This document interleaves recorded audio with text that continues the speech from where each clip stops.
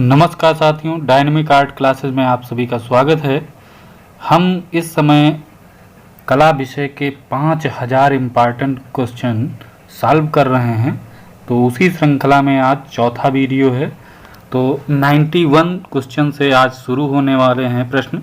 तो जो बच्चे नए हैं इस चैनल पर, वो इस चैनल को सब्सक्राइब कर लें, जिससे आने वाले वीडियो की नोटिफिकेशन उन्हें मिल जाया करेगी। सबसे पहले प्रश्न अच्छी तरीके से पढ़ लेते हैं, फिर प्रश्नों के जो ऑप्शन होते हैं उनको भी अच्छी तरीके से पढ़ते हैं। उसके बाद हमेशा आंसर देना है, जिससे आपका प्रश्न गलत ना हो। और अच्छी तरीके से अगर प्रश्न आप पढ़ते हैं तो आपका जवाब बिल्कुल करेक्ट आता है। देर ना करते हुए चलते हैं और ऐसे प्रश्न हल करेंगे, दोबारा उन प्रश्नों को आपको देखने की ज़रूरत नहीं पड़ेगी। आप इसका प्रूफ अभी देख लेना कि दोबारा मैं अगर कोई ट्रिक होगी तो उससे भी आपको समझाऊंगा, अगर नहीं होगी तो उसको अच्छे तरीके से समझा दूंगा कि दोबारा उसे पढ़ने की ज़रूरत नहीं होगी। दूसरी चीज़ आप लोगों को ध्यान रखना है, आजकल मैं देख रहा हूँ कला विषय के नाम पर तो केवल षड्यंत्र चल रहा है। तमाम सारे टीचर को मैं देख रहा हूँ कि इतिहास पढ़ा रहे हैं। इतिहास नहीं पढ़ना है। जब तक कोई प्रश्न कला विषय से संबंधित ना हो, वो आपके टॉपिक का क्वेश्चन नहीं है। तो इसलिए ध्यान रखना है, इस चीज़ का विशेष ध्यान रखें। सभी लोग इतिहास ना पढ़ें, कला पढ़ें। कला विषय से आप पुराने पेपर उठाकर देख लीजिए, प्रूफ है एक भी प्रश्न इतिहास का नहीं पूछा जाता है। सभी प्रश्न कला विषय से संबंधित हैं। आखिर कला का पेपर आप देंगे तो उसमें इतिहास थोड़े आपको देना है।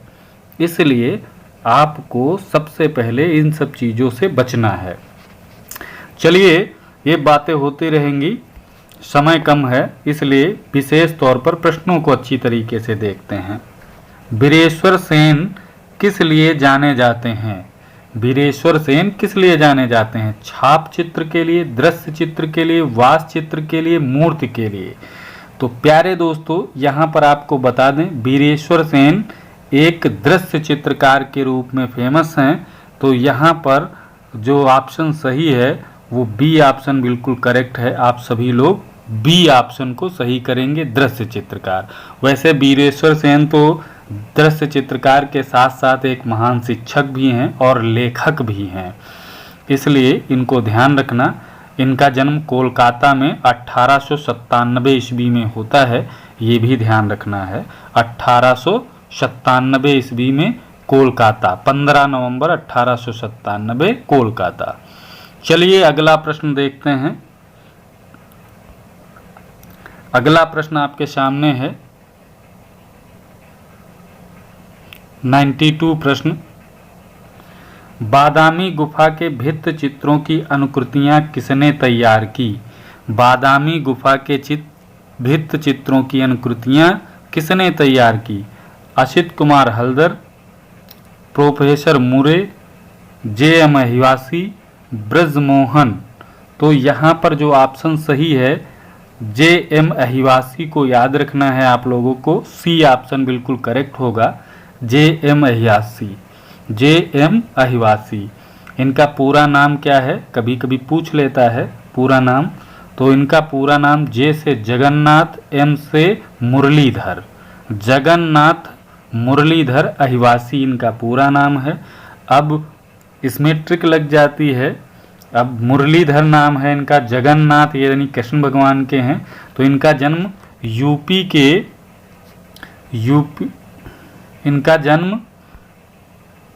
यूपी के मथुरा। कृष्ण भगवान कहाँ थे? मथुरा में। मुरलीधर हैं तो मथुरा के पास एक गांव है। इनके कृष्ण भगवान के भाई का नाम याद रखना, बलदेव। तो बलदेव में हुआ था। उत्तर प्रदेश के मथुरा जिले में बलदेव गांव से संबंधित हैं ये।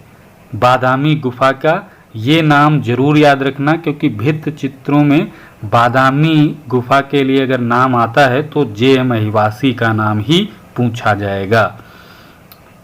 नेक्स्ट क्वेश्चन आपका देखते हैं क्या है। 93। उत्तर मध्य सांस्कृतिक केंद्र इलाहाबाद के निदेशक हैं।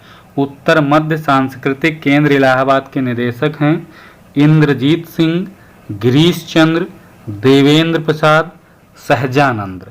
तो ध्यान रखना है, यहाँ पर उत्तर मध्य सांस्कृतिक केंद्र इलाहाबाद के निदेशक इंद्रजीत सिंह ग्रोवर हैं। इंद्रजीत सिंह ग्रोवर, ये ए ऑप्शन बिल्कुल करेक्ट है, इंद्रजीत सिंह ग्रोवर। इनसे याद रखना, इन्होंने एक योजना भी चलाई थी, कला चौपाल। कला चौपाल चलो गांव की ओर, कला चौपाल चलो गांव की ओर। इस योजना का उद्देश्य था जो ग्रामीण अंचल में लुप्त होती कलाओं का जो विस्तार है उनको जीर्णोद्धार करना, यानी उनको बचाना। तो ध्यान रखना, इंद्रजीत सिंह ग्रोवर। अगला प्रश्न 94। किशन महाराज किस वाद्य यंत्र से संबंधित हैं? बांसुरी, तबला, शहनाई, सितार। यहाँ किशन महाराज हैं तो कृष्ण भगवान को बांसुरी से मत लिखना, यहाँ बी ऑप्शन सही होगा, तबला। बी ऑप्शन क्या है? तबला। बी ऑप्शन, किशन महाराज तबला वादक हैं। और तबला वादक में नाम याद रखना है आपको, जाकिर हुसैन एक बहुत बड़े प्रसिद्ध तबला वादक हैं, स्वप्न चौधरी, अनुराधा पाल। अनुराधा पाल का नाम बहुत ज़रूरी याद रखना है क्योंकि ये लेडीज़ हैं और लेडीज़ का नाम कम पूछा जाता है, इसलिए ध्यान रखना है, कभी कभी पूछ सकता है। और अल्लाह रखा, ये कुछ नाम हैं जो तबला वादक हैं। जाकिर हुसैन, स्वप्न चौधरी, अनुराधा पाल, अल्लाह रखा और किशन महाराज, ये कुछ नाम याद रखना तबला वादक के रूप में। अगला प्रश्न, बेहतरीन तरीके से पढ़ना है, ऐसे पढ़ना है कि कोई प्रश्न अच्छी तरीके से हमारा हो जाए, कोई प्रश्न छूटे ना। अगला प्रश्न है, महात्मा गांधी कला वीथिका कहाँ स्थित है? लखनऊ, कानपुर, इलाहाबाद, वाराणसी। तो महात्मा गांधी सबसे ज़्यादा बार इलाहाबाद गए हैं, 13 बार। 13 बार गए हैं, इसलिए इलाहाबाद, इसको याद रखना। सी ऑप्शन बिल्कुल सही है। क्या? C option, Allahabad. अगला प्रश्न, अगला प्रश्न पढ़ लेते हैं यहाँ और उसके बाद ऑप्शन देखते हैं। गीत गोविंद और कल्पसूत्र किस धर्म की सचित्र रचनाएं हैं? गीत गोविंद और कल्पसूत्र किस धर्म? तो ऑप्शन है हिंदू, बौद्ध, जैन, वैष्णव। तो यहाँ पर आपको बता दें, जो गीत गोविंद है वो हिंदू धर्म का है और जो कल्पसूत्र है वो जैन धर्म का है। तो यहाँ पर एक में तो है नहीं, इसलिए आप अपनी स्वेच्छा अनुसार हिंदू, क्योंकि ये प्रश्न गलत है और ये पूछा गया था तो उसमें ये सी ऑप्शन को सही माना है, जैन धर्म से संबंधित है। तो यहाँ पर लेकिन मेरे हिसाब से ये प्रश्न थोड़ा गड़बड़ था, इसलिए यहाँ पर, क्योंकि गीत गोविंद आप जानते हो भगवान कृष्ण से संबंधित है, तो यहाँ पर ये हिंदू धर्म की है और कल्पसूत्र ये जैन धर्म का ग्रंथ है, तो इसलिए आप लोग ध्यान रखेंगे। और गीत गोविंद की रचना जयदेव ने की है और कल्पसूत्र की भद्रबाहु ने की है, ये ध्यान रखना है।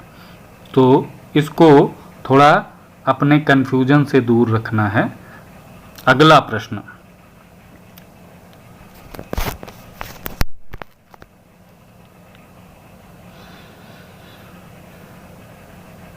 (1901) ईस्वी में मॉडर्न रिव्यू अंग्रेजी मासिक किसके द्वारा आरंभ किया गया? ये अंग्रेजी मासिक पत्रिका है मॉडर्न रिव्यू 1901 में।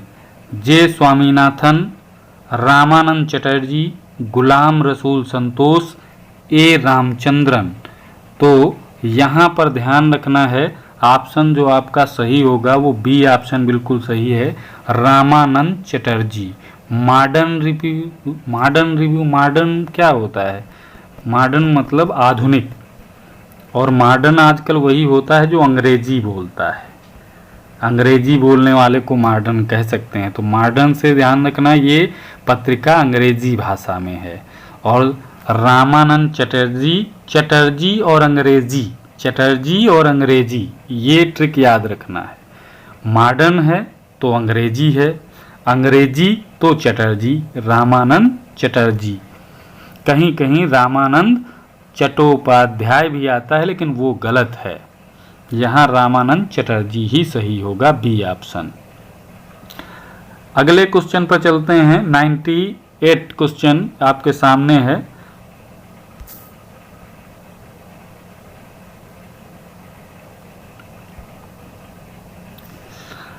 आगरा का वह मकबरा जिसे जहांगीर की बेगम नूरजहां ने 1628 ईस्वी में अपने पिता मिर्जा गयास बेग की स्मृति में बनवाया था।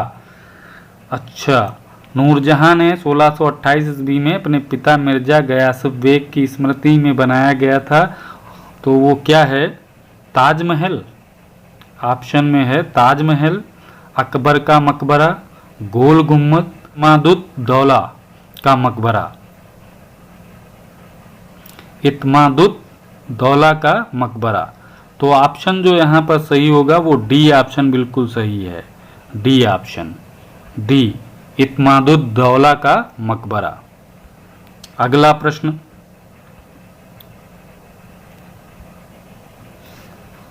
जसरोटा के राजा बलवंत सिंह के छवि चित्र किस चित्रकार ने बनाए? यानी जसरोटा के राजा बलवंत सिंह के छवि चित्र को किस चित्रकार ने बनाया है? निहाल चंद्र, मौलाराम, मानकू, नैनसुख। तो यहाँ पर डी ऑप्शन बिल्कुल सही कर लीजिएगा।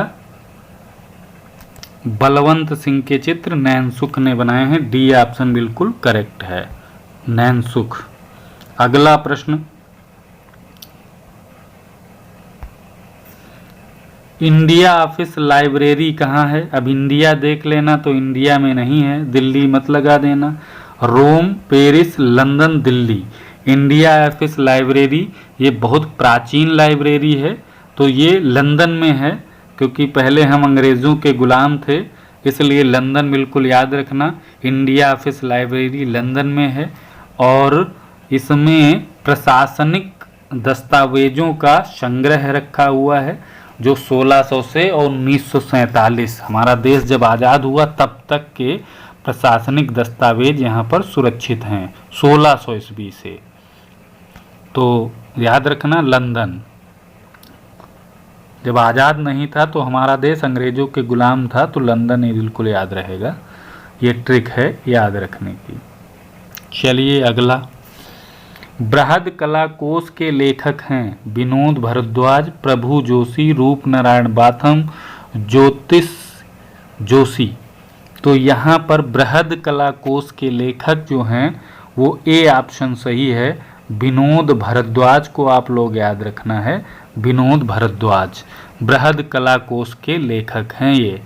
और इनके द्वारा एक छोटी सी पत्रिका संपादित की गई थी, उसको याद रखना, पूछा जा सकता है, जिसका नाम था आरंभ। उस लघु पत्रिका का नाम क्या था? आरंभ।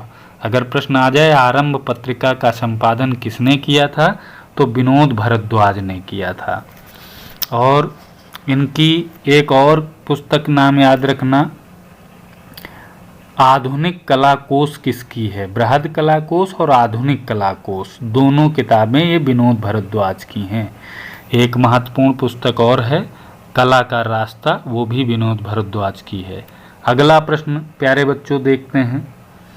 सभी प्रश्न अच्छी तरीके से समझ लेना है, दोबारा पढ़ने की आवश्यकता ना पड़े। और ये जो मैं प्रश्न करा रहा हूँ इनको अच्छी तरीके से रट लेना। संभवतः इन्हीं 5000 प्रश्नों में से पेपर में बहुत सारे प्रश्न आपको देखने को मिलेंगे, क्योंकि ये कला से संबंधित हैं, इतिहास से संबंधित नहीं हैं।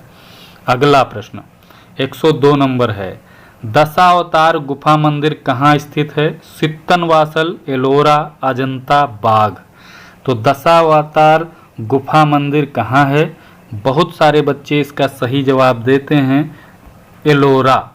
कहाँ है? एलोरा, एलोरा में है। और एलोरा कहाँ है? ये महाराष्ट्र में है। कहाँ पे? महाराष्ट्र में है। और क्या याद रखना है, यहाँ पर 34 गुफाएं हैं। कितनी गुफाएं हैं? 34। और दशा अवतार गुफा मंदिर किस गुफा को कहा जाता है? ये भी इम्पॉर्टेंट है, तो याद रखना 15 नंबर गुफा को दशावतार मंदिर कहा जाता है। 16 को कैलाश मंदिर कहा जाता है। 25 को जनवासा मंदिर कहा जाता है।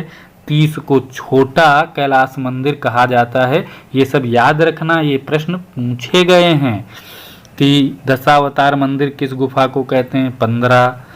16 नंबर गुफा को कैलाश मंदिर, 25 नंबर गुफा को जनवासा मंदिर, 30 गुफा को छोटा कैलाश मंदिर।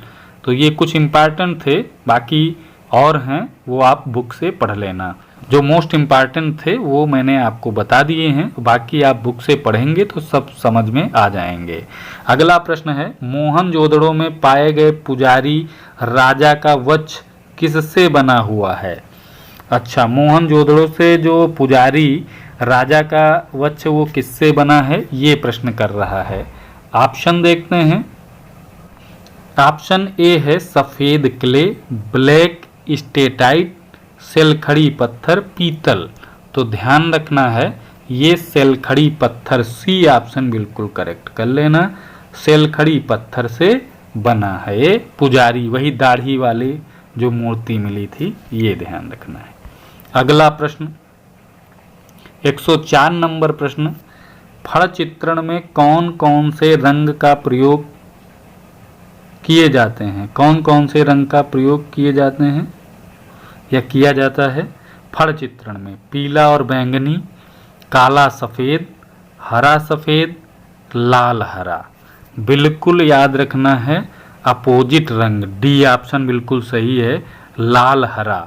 लाल से गाड़ी रुकती है, हरी से गाड़ी चलती है। फड़ चित्र लाल हरा।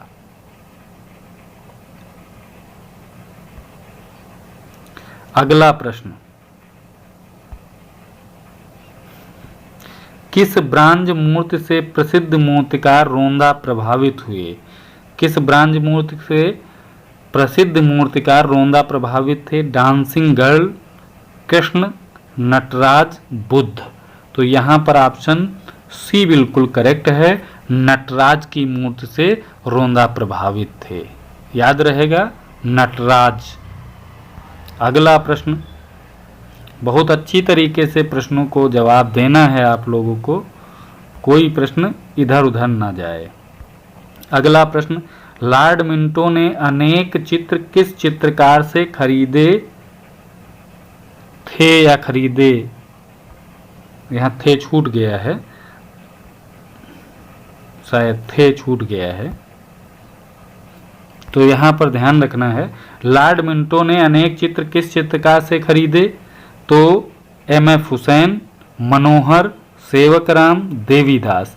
अब लॉर्ड माने क्या होता है? लॉर्ड माने भगवान होता है। भगवान कौन है? भगवान राम। और राम का सेवक से खरीदते थे लॉर्ड मिंटो। लॉर्ड मिंटो कौन थे? गवर्नर जनरल थे। और ये दो लोग थे, कौन? एक थे लॉर्ड एमहरेस्ट और दूसरे लॉर्ड मिंटो। ये दोनों लोग चित्र खरीदते थे किससे? सेवक राम, राम के सेवक। लॉर्ड आगे दोनों लोगों के नाम के आगे लगा है क्योंकि ये गवर्नर थे, और लॉर्ड मतलब भगवान, तो यहाँ पर भगवान राम के सेवक से खरीदते थे। यहाँ पर सी ऑप्शन बिल्कुल आप सही कर लीजिए, सी ऑप्शन सेवक राम से। अगला प्रश्न, सभी प्रश्न अच्छी तरीके से करना, कोई ट्रिक लगे उससे कर लो, या आपको याद हो तो आप उसी से कर सकते हो। अगला प्रश्न 107 नंबर, विश्व व्यापार संगठन का मुख्यालय कहाँ है? अब यहाँ पर बहुत सारे बच्चे सोचते होंगे कि ये प्रश्न कला विषय का नहीं है, लेकिन यह कला विषय का है।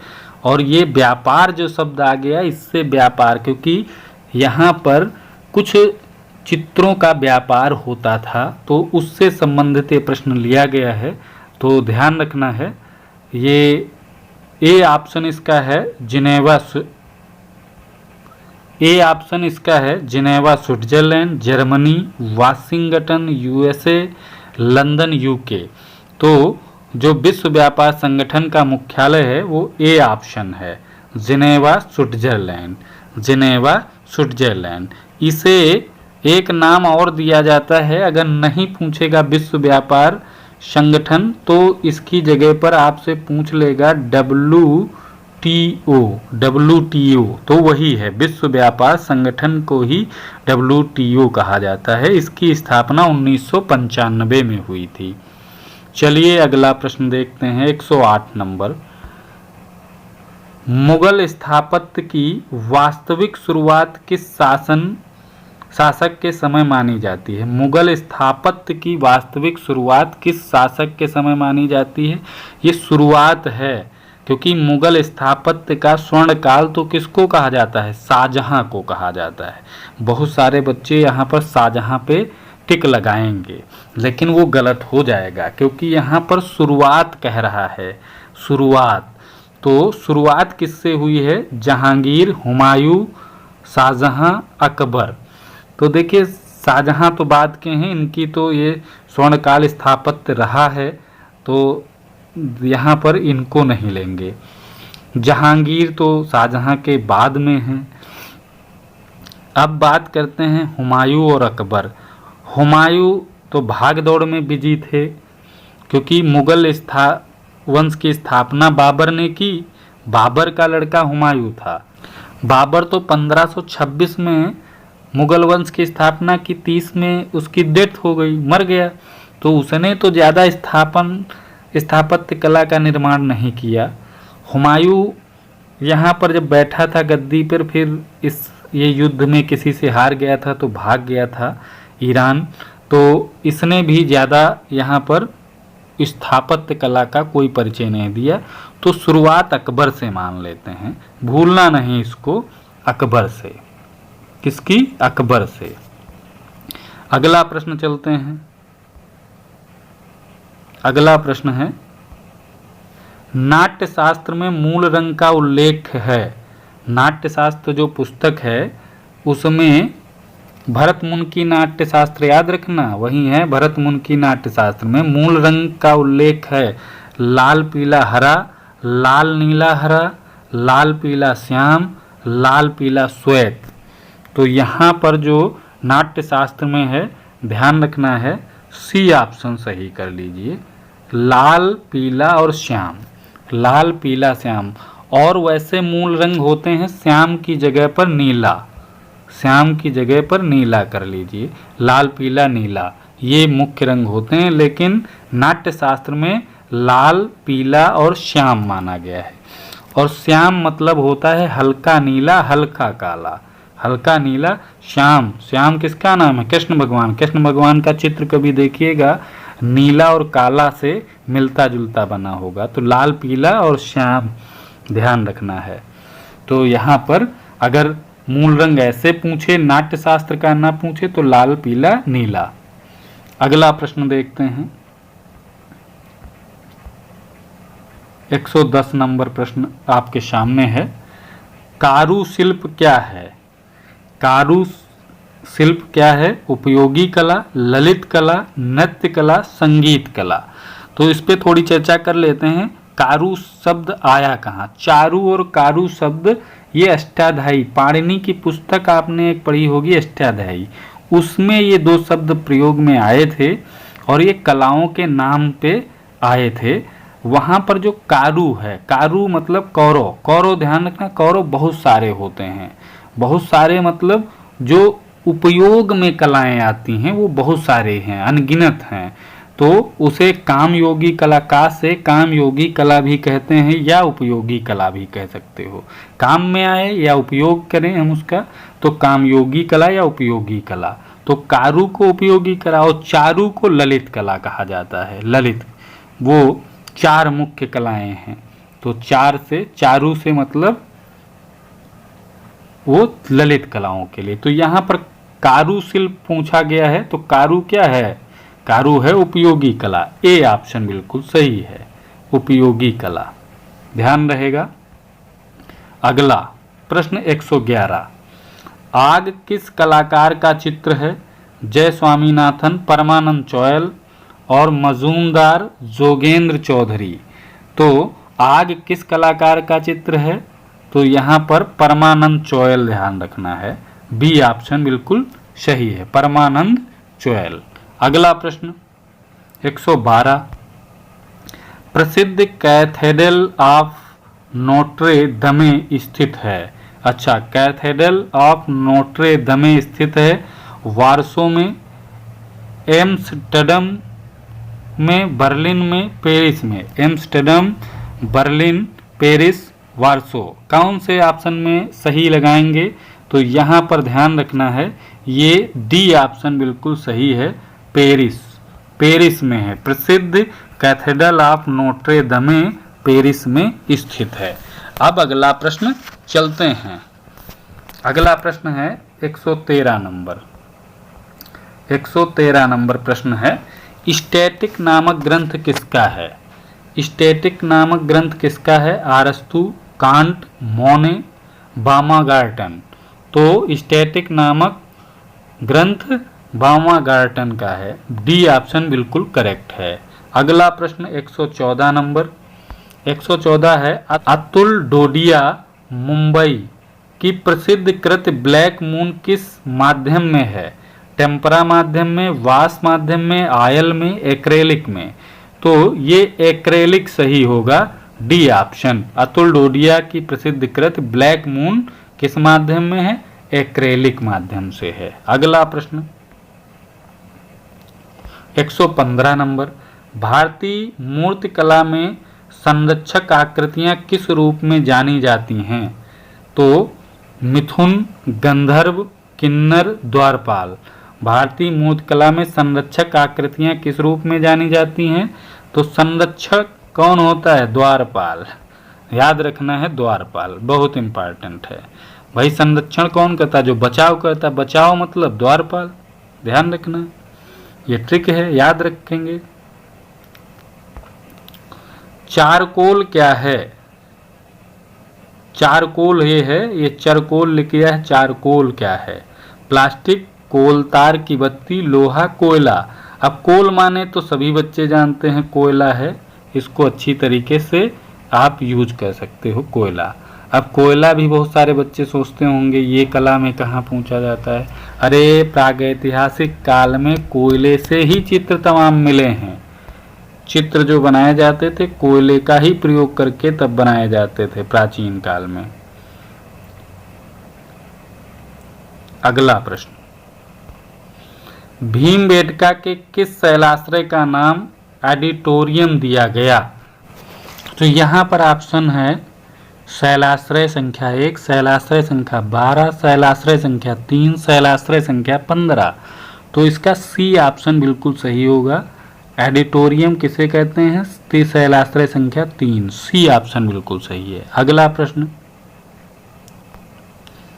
118 नंबर प्रश्न है, जोगी मारा का समय काल है 300 ईसा पूर्व, 200 ईसा पूर्व, 500 ईसा पूर्व, 300 ईस्वी। तो यहाँ पर ए ऑप्शन बिल्कुल सही है, ईस्वी नहीं ईसा पूर्व, 300 ईसा पूर्व। ए ऑप्शन बिल्कुल समय है। ये काल मौर्य वंश का काल है, मौर्य वंश से संबंधित है जोगी मारा का समय काल। तो 300 ईसा पूर्व। अगला प्रश्न, चौर पंचशिखा के रचनाकार हैं बिल्हड़, कल्हड़, भूषण, गोपीनाथ। तो यहाँ पर चौर पंचशिखा के लेखक बिल्हड़ हैं। ए ऑप्शन बिल्कुल करेक्ट है। ए ऑप्शन बिल्हड़, चौर पंचशिखा के रचनाकार, याद रखेंगे सभी बच्चे। अगला है 120 नंबर, साहिब राम किस शैली के लघु चित्रों का चित्रकार है? साहिब राम, साहिब राम किस शैली के लघु चित्रों का चित्रकार है? जोधपुर, जयपुर, मेवाड़, किशनगंज। तो यहाँ पर साहिब राम मेवाड़ शैली से संबंधित हैं, मेवाड़ शैली से संबंधित हैं साहिब राम, याद रखना। भगवत पुराण इन्होंने ही मेवाड़ शैली में चित्रित की थी, भगवत पुराण, याद रहेगा। अब 120 प्रश्न हो गए हैं, 5 प्रश्न और इस मॉडल पेपर में हैं, तो उनको भी देख लेते हैं। 5 कहाँ छोड़ेंगे, अगले में शुरुआत फिर से 1 नंबर से करेंगे। अगला है प्रश्न, साइबेरिया का बिरला सारस का चित्रण किसने किया था? साइबेरिया का बिरला सारस है, सारस मतलब पक्षी है, तो पक्षी चित्रकार ही होगा। बिशनदास, बसावन, मंसूर, केशवदास। मंसूर पक्षी चित्रकार के रूप में जाने जाते हैं, तो ऑप्शन सी बिल्कुल सही है। साइबेरिया का बिरला सारस का चित्रण मंसूर ने किया था, जो पक्षी चित्रकार के रूप में प्रसिद्ध हैं। अगला प्रश्न, डोगरा आर्ट गैलरी स्थित है चंबा, जम्मू, शिमला, बीकानेर। तो डोगरा आर्ट गैलरी कहाँ स्थित है? जम्मू, बी ऑप्शन सही है, जम्मू में स्थित है। सभी बच्चे अच्छी तरीके से देख लेंगे। पार्थ मित्तर कौन है? पार्थ मित्तर चित्रकार हैं, मूर्तिकार हैं, सौंदर्य शास्त्र हैं, कला इतिहासकार हैं। तो पार्थ मित्तर एक प्रसिद्ध कला इतिहासकार हैं, प्रसिद्ध कला इतिहासकार। इनकी शिक्षा लंदन में हुई थी और वहीं इन्होंने जो है कला और संस्कृत पर तमाम लेख प्रदर्शित किए हैं, जो एक महान कला इतिहासकार हैं, पार्थ मित्तर। अगला प्रश्न 24 नंबर, 124 नंबर, तैरते हुए हिरण का चित्रण किस गुफा में हुआ है? काम्बारेली, लास्को, पिंडाल, गरगास। ये वेस्टर्न आर्ट का प्रश्न है। तैरते हुए हिरण का चित्रण किस गुफा में है? तो इसकी ट्रिक बहुत अच्छी है, याद कर सकते हो। तैरते हुए हिरण, हिरण तैरेगा कौन? जो मरा हुआ है। मरा मतलब लाश, तो लाश से लास्को गुफा, लास्को गुफा, बी ऑप्शन बिल्कुल सही है, लास्को गुफा। अब ये प्रश्न आप लोग भूलेंगे नहीं कभी। अगला प्रश्न 125 नंबर, लास्ट प्रश्न है इस मॉडल पेपर का। मॉडल पेपर बिल्कुल पेपर की तरह बनाए गए हैं ये, सभी अभ्यर्थी ध्यान देंगे। 125 प्रश्न के ये सभी मॉडल पेपर हैं और बहुत सारे मॉडल पेपर आप लोगों के लिए तैयार किए गए हैं, जिन्हें आप प्रैक्टिस में अपनी शामिल कर सकते हैं। अगला प्रश्न, संचारी भाव कितने होते हैं? 30, 23, 33, 8। संचारी भाव कितने होते हैं? तो 33 याद रखना, सी ऑप्शन सही है, 33 सी ऑप्शन। संचारी भाव कितने होते हैं? संचारी भाव 33 होते हैं। तो प्यारे दोस्तों, आज के प्रश्न यहीं पर समाप्त होते हैं। आज पहला मॉडल हमने कंप्लीट कर लिया है, जिसमें पूरे 125 प्रश्न आपको हल करा दिए गए हैं। अब कल से मॉडल पेपर 2 चालू होगा, तो कल फिर मिलेंगे आपसे नए प्रश्नों के साथ। तब तक के लिए जय हिंद, जय भारत।